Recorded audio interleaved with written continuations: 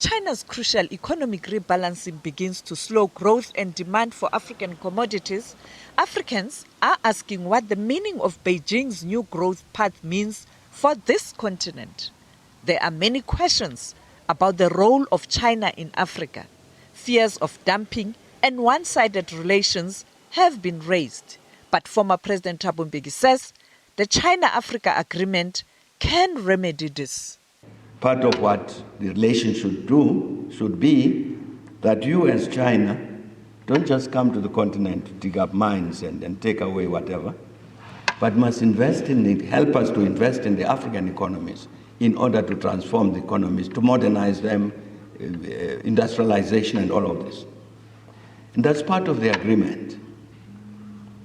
As part of the signed agreement between the continent of Africa and so on, including, therefore, the question of that agreement provides for a relationship between China and Africa which helps Africa to industrialize.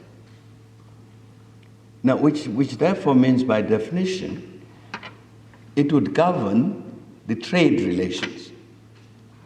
Because you can't say that we're helping the Africans to industrialize, and in the meantime, I'm going to flood the African markets with cheap Chinese goods so that you are unable to compete.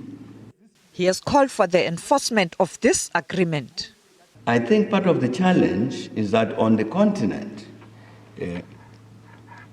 we don't have enough strength to engage China to say we've got a signed agreement about our cooperation. And therefore, this kind of behavior is contrary to what has been agreed. The instrument is there, the agreement is there. Turning to the issues of South Africa's economic transformation, the former president was blunt. To say that now we've got a democratic system, one person, one vote, and Mandela has been elected and so on, that can't be the end of the national democratic revolution. The economic issues must be addressed. You could not negotiate